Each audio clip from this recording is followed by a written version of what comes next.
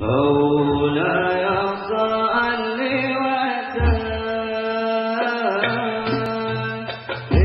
دائما أبدا على حبيبك خير الخلق كلهم.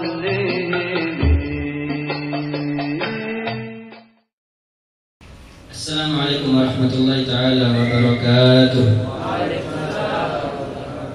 Alhamdulillah rabbil alamin hamdan yuafi ni'amahu wa yukafi mazidah. Alhamdulillah ala ni'matil islam wa kafa biha min ni'mah wa ma bikum min ni'matin fa min Allah wa in ta'uddu ni'matallahi la tuhsuha wa asbaha alaikum ni'amahu zahiratan wa batinah. Bushra lana ma'syaral Islam inna lana minal inayati ruknan ghaira munhadimi lamma da'allahu da'ina li ta'atihi bi akramir rusli kunna akramal umami nahnu fi rauhin wa rahah wa huburin wa istirahah ni'matul Islam a'la ni'matin halat bisahah rabbi shrah li sadri wa yassir li amri wahlul 'uqdatam min lisani yafqahu qawli subhanaka la ilma lana illa ma 'allamtana innaka antal alimul hakim. Allahumma arzuqna fahman nabiyyin wa hifdzal mursalin wa ilhamal malaikatil muqarrabin wa ghnina bil ilmi wa zayyina bil hilmi wa akrimna bit taqwa wa jammilna bil afiyah ya arhamar rahimin amin. Amma ba'd. Yang sama kita muliakan, kita hormati, kita cintai dan kita taati segenap para habaib, para asatidz, para tokoh masyarakat, para tuan-tuan guru yang Al-Fakir tidak bisa sebutkan satu persatu namanya, dan tak lepas segenap hadirin wal hadirat jamaah majlis rutin Ahad sore pesantren Ihya Sunnah kitab Riyadhus Shalihin yang diasuh oleh Sayyidil Walid almarhum al-Maghfur al-Habib Abdurrahman bin Husain Asqaf Bahlega. Mudah-mudahan beliau senantiasa selalu ditinggikan derajatnya oleh Allah Subhanahu wa taala, diampuni dosanya, dijadikan kuburannya taman daripada taman surga, dan kita semuanya mendapatkan keberkahannya dunia sampai akhirat, dan kembali dikumpulkan oleh Allah fi jannatil firdausil a'la ma'an nabiyyin was-siddiqin wasyuhada was-shalihin amin ya rabbal alamin. Amma ba'd. Alhamdulillah wa syukrulillah, masih tetap hadis bab tentang kelembutan. Yang nomor berapa? Tsamin. Al-hadits ats-tsamin wa an Abi Hurairah radhiyallahu anhu anna rajulan qala lin Nabi sallallahu alaihi wasallam awsini qala la taghdab faraddada miraran qala la taghdab rawahu al-Bukhari. Al-hadits rawahu al-Bukhari fil adab bab al-hadar min al-ghadab. Lughatul hadits anna rajulan qila wa Jariyah bin Qudamah wa qila ghairihi awsini min al-wasiyah aydullani ala ma yanfa'uni dinan wa dunya la taghdab. Al-ghadab thawratun nafs bihaitsu tahmilul insan ala hubbil intiqam faraddat aykarrara. Afad al-hadits masyru'iyatus su'al wa talabud dalalah 'alal khair wa fihi dhammul ghadab wa nahy anhu wa tahdhir minhu irsyadus sa'il ila ma huwa al-aliyak bihalihi wal munasib lah fa inna dzalika wal hikmah. Diriwayatkan daripada sahabat Abu Hurairah radhiyallahu anhu Abdurrahman bin Sakhar, datang seseorang kepada Nabi Muhammad sallallahu alaihi wasallam, berikan aku wasiat ya Rasulullah. Maka dijawab oleh Nabi Muhammad sallallahu alaihi wasallam, la taghdab, jangan marah. Faraddada miraran, diulang lagi, berikan aku wasiat ya Rasulullah. Maka kata Rasulullah, la taghdab, jangan marah. Rawahul Bukhari.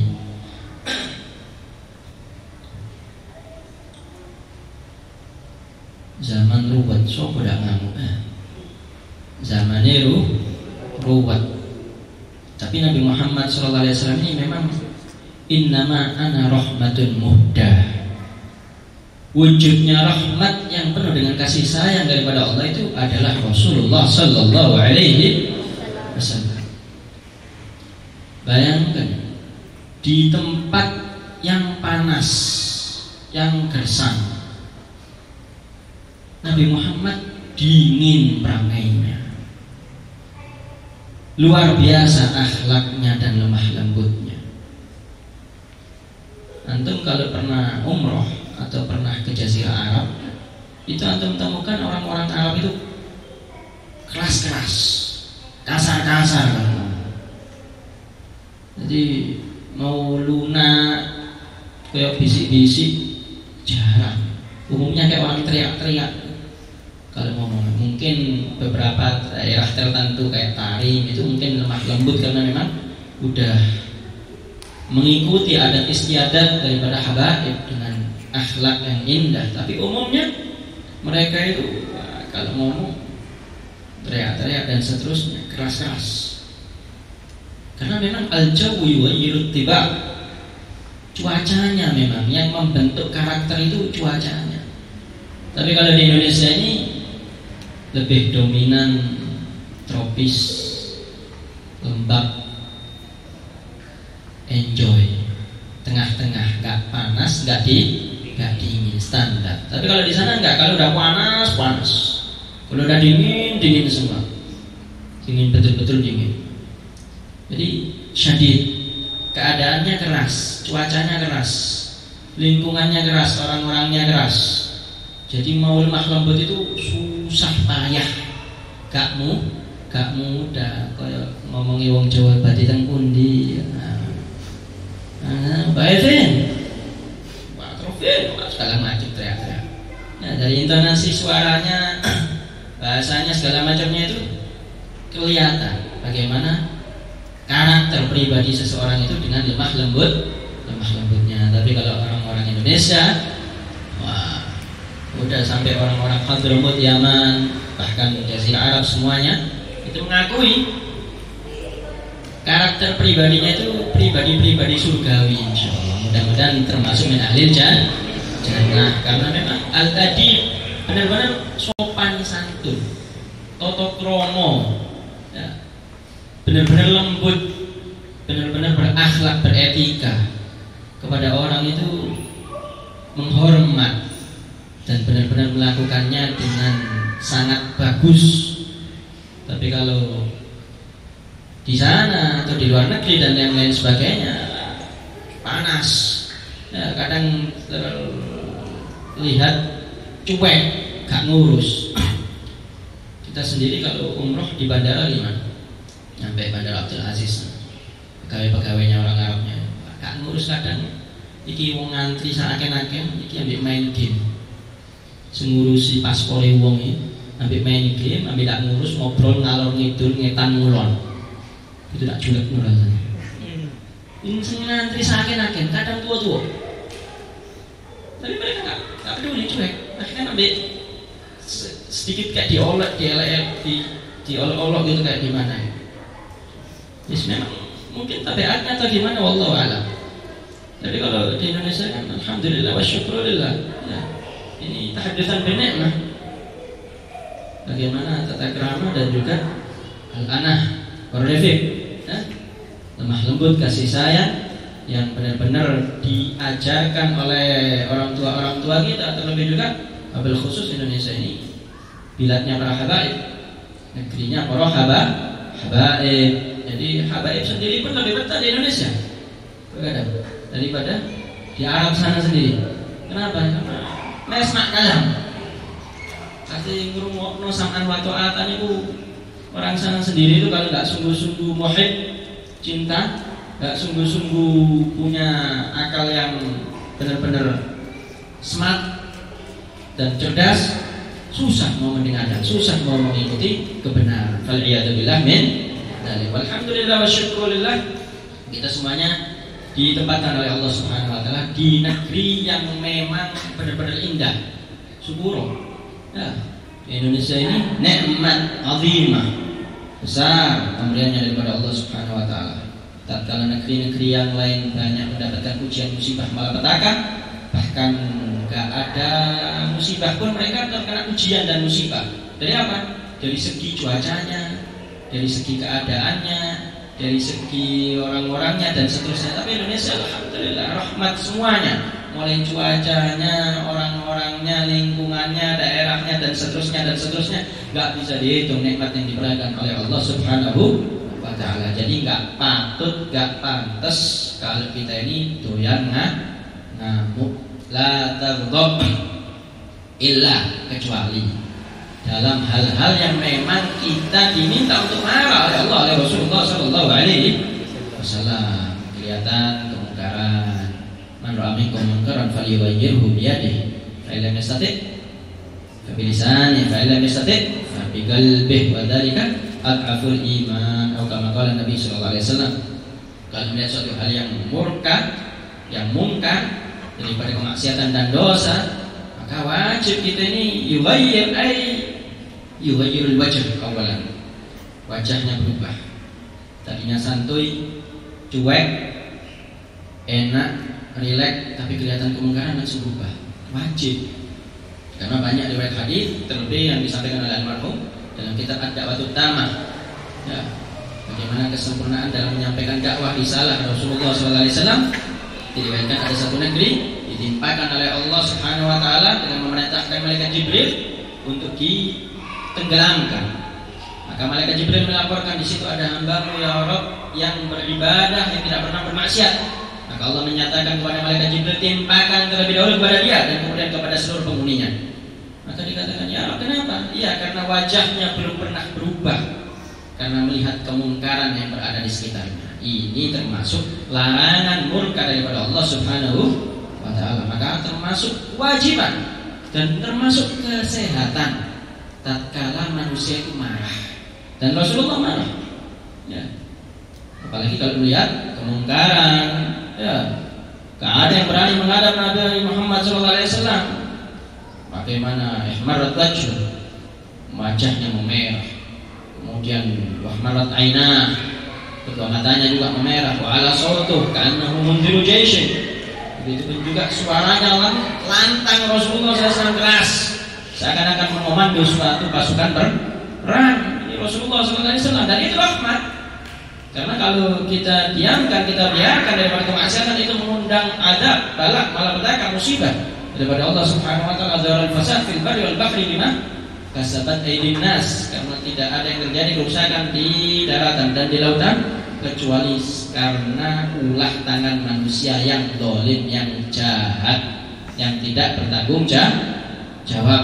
Jadi tatkala kita marah atas suatu kemungkaran, suatu kemaksiatan, suatu dosa, maka itu merupakan wujud daripada rahmat. Itu yang disunahkan, yang diharuskan tatkala kita marah. Tapi nek duitmu hilang ya sabar. Ya, duitmu hilang, dunyamu hilang, ya harus sabar. Dan itu dianjurkan oleh Rasulullah SAW untuk kita memaafkan, untuk kita tidak mengingat-ingat, mengikhlaskan dan seterusnya. Macam untuk duit 10.000 hilang sa RT, sa RW dijatuhkan, murang-muring gak karuan, kayak orang mabuk, ya stres. Jadi kita harus mengikuti bagaimana teladannya Nabi Muhammad SAW dengan kejiwaannya, pribadinya, karakternya yang benar-benar dingin, lemah lembut, gak pernah stres. Rasulullah menunjukkan Rasulullah gak stres. Kalau kita orang kan kadang stres, ya pas sakit utangi, pas tak duit, pas pakai masalah, waktu kalau ada masalah iso dadi masalah, iso tukaran, iso dijak gelung kabeh sak desa sama alhamdulillah minta. Tapi Rasulullah SAW enggak. Rasulullah enggak makan 3 hari. Ditekani wong. Wong ini ngomong ya Rasulullah alju, ya Rasulullah luwe ya Rasulullah. Ya apa?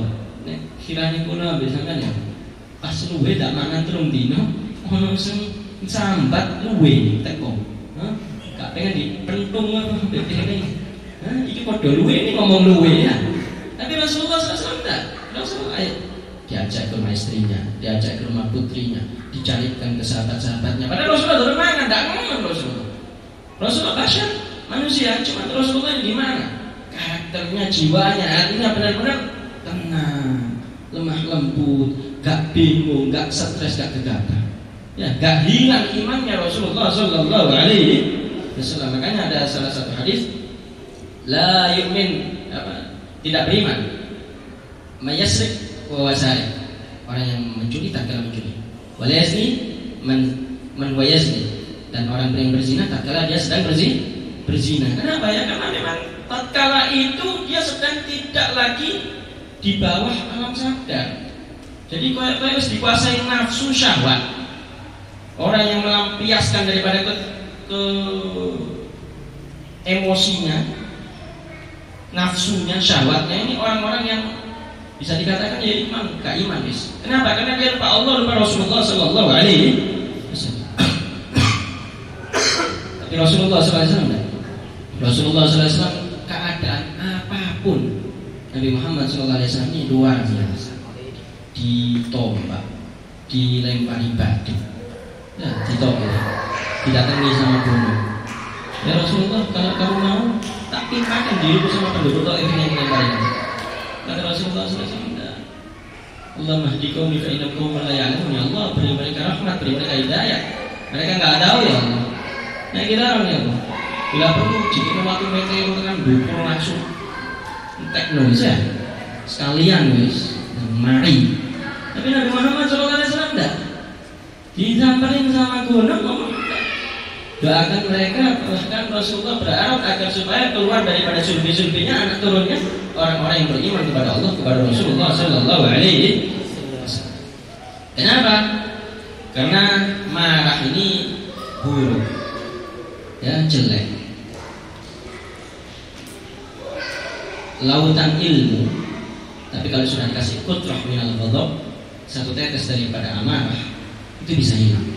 Akhirnya satu tetes daripada syahwat hilang ilmunya. Nek ngamu kita kok, atau nek nafsu kita kok, wis gak sadar mana wis.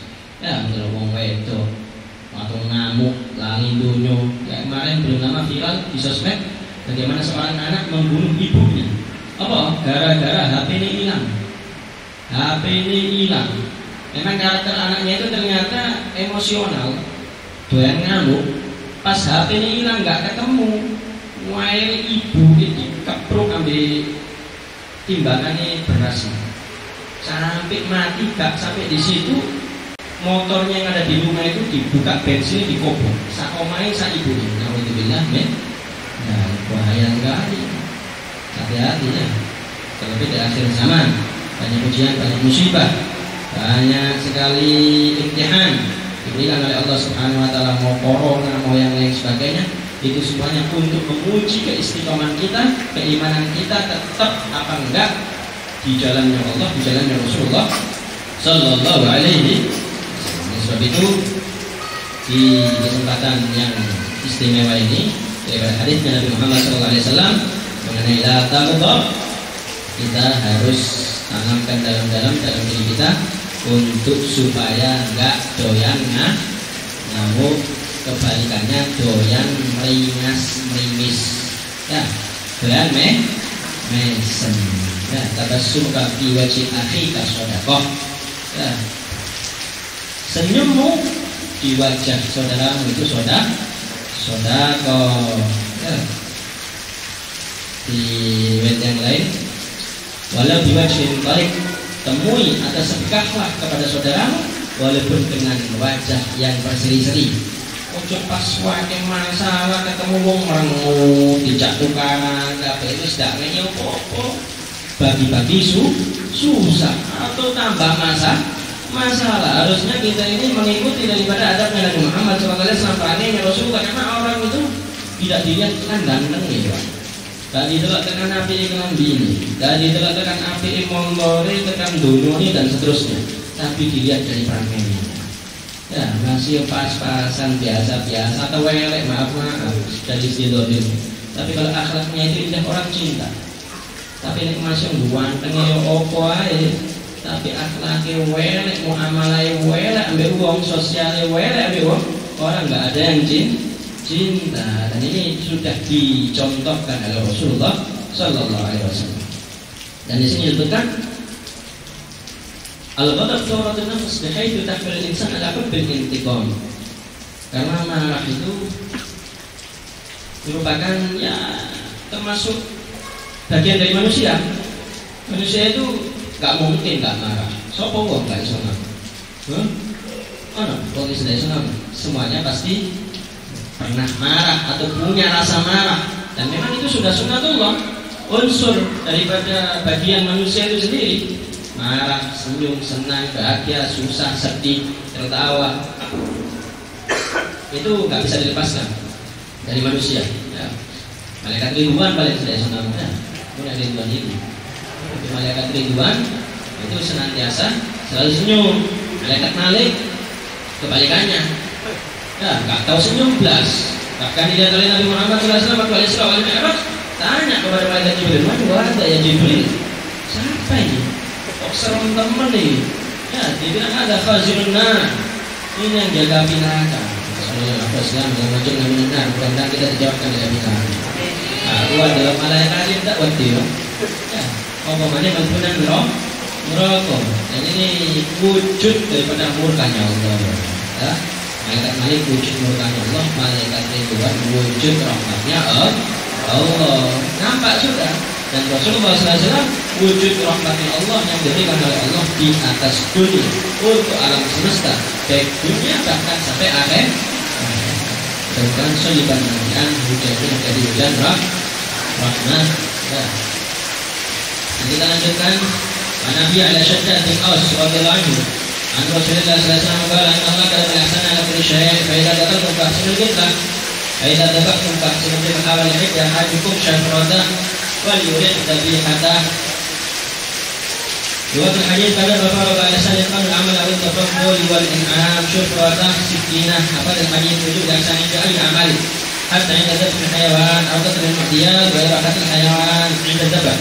فتكون بتحديد السكين وجرالها على عنق الحيوان بسرعة وعدم مسلخه قبل أن يبرد وعدم ذبحه من الجفاء وعدم مجره لا تبح في عنق. Diriwayatkan daripada Ali Al-Shaddad bin Aus radhiyallahu anhu. Ini semuanya hadis mungkin sedikit banyak pernah sering kita dengar sama yang di atas juga, karena banyak dinukil juga di kitab-kitab hadis yang lain, khususnya kitab An-Nawawi dan Al-Qur'an juga tentang ini. Sesungguhnya Allah wajibkan untuk membaguskan pekerjaan dalam setiap pekerjaan, dalam setiap perbuatan, dalam setiap apapun juga. Ini Allah kata ihsan ala kulli syai'. Dan Allah menuliskan kebaikan dan pahalanya atas segala sesuatu yang tatkala kita mengerjakan sesuatu itu dengan sempurna, dengan yang terbaik, nggak ada yang sia-sia. Semuanya ditulis oleh Allah Subhanahu wa ta'ala. Yang mengikala dzarratin khairan ya, kebaikan sekecil apapun nanti akan nampak kebaikannya, pahalanya, balasannya daripada Allah Subhanahu wa ta'ala. Tidak bakal nampak sedikitlah. Oleh sebab itu kalau menyembelih, sembelih yang bagus. Tidak ada waktu. Kalau membunuh yang bagus. Kalau menyembelih yang bagus. Membunuh pun kita ini disuruh membunuh yang bagus. Ada syariat jihad. Jihad itu bukan ajaran teroris. Jihad itu bukan ajaran radikalisme.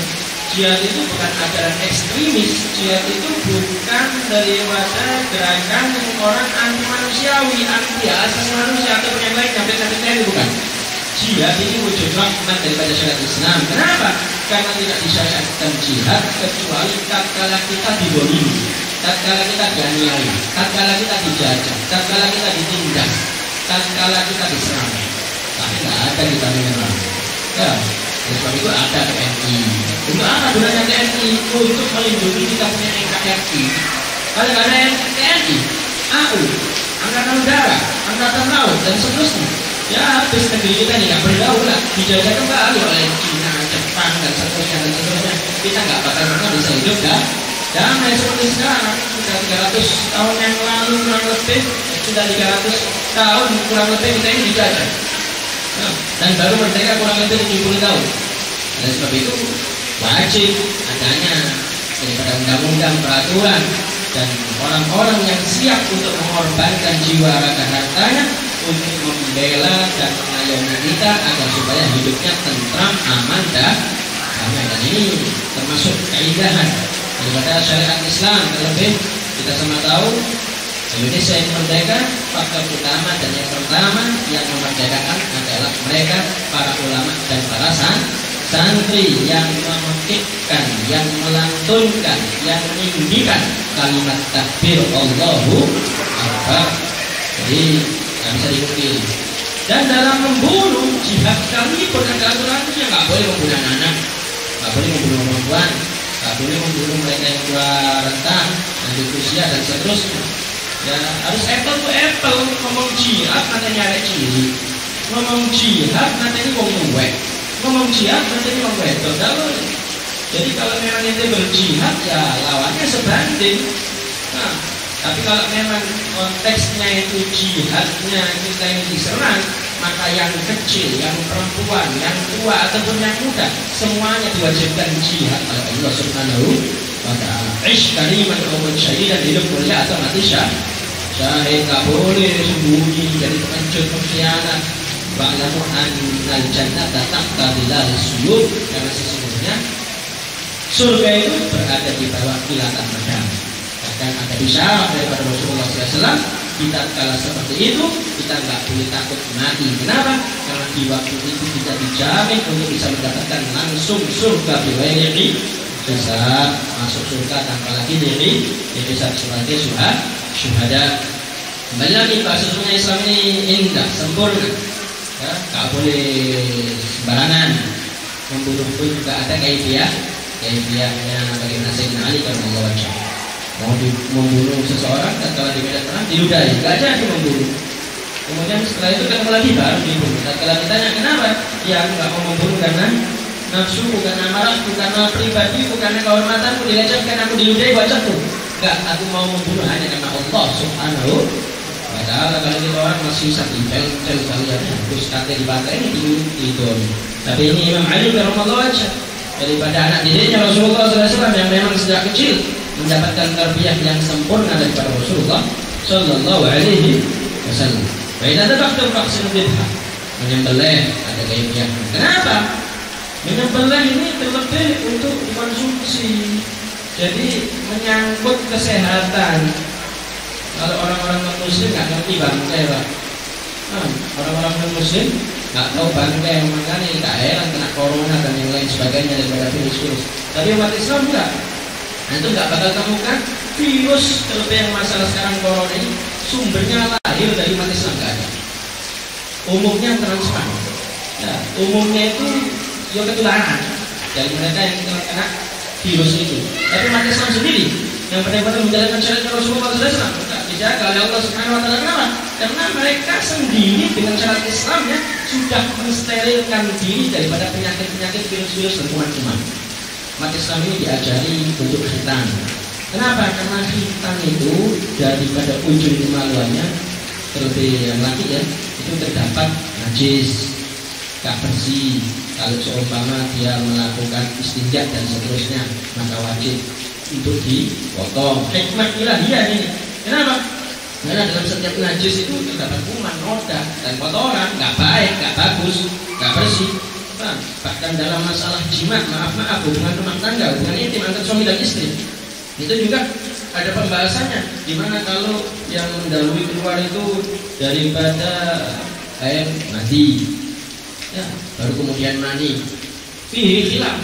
Ada yang mengatakan diperbolehkan, yu'dzar.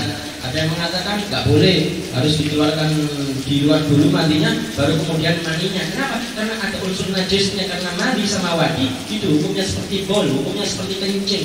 Kenapa? Karena untuk mensterilkan sungguh-sungguh. Dan Islam ini yuhibbun nadhafah, suka kebersihan, suka keindahan, suka yang sempurna. Allah Subhanahu wa ta'ala bahkan dalam najis ya ada mukhaffafah, ada mutawassithah, ada mughalladah. Kalau orang-orang yang muslim yang tidak Islam itu kalau membersihkan air kencing mungkin maaf ambil lap, dilap, mari kering, mari. Tapi umat Islam tidak, itu harus disiram, harus hilang daripada air najasahnya. Begitupun juga daripada baunya, warnanya dan rasanya harus hilang semuanya. Kenapa? Karena kalau masih ada itu semuanya berarti masih ada najisnya dan masih ada kumannya. Gak bagus, bahaya. Tapi kalau Islam tidak. Kalau mukhaffafah cukup diciprati, kalau mutawassithah disiram, kalau mughalladah bahkan dicampur salah satu tujuh siramannya itu salah satunya dengan tanah. Kenapa? Karena dalam unsur tanah itu bisa membunuh virus yang berada di dalam najis mughalladah. Orang muslim nggak ngerti mughalladah dipangan, celeng nasu kabeh dipangan, nggak ngerti mughalladah umat Islam nggak nyentuh saja nggak boleh. Nah, harus benar-benar bersih, suci, apalagi mau menghadap Allah, mau melaksanakan sholat. Indah Islam ini wal yuhidda ahadukum syafratah, dan harusnya ditajamkan pisaunya.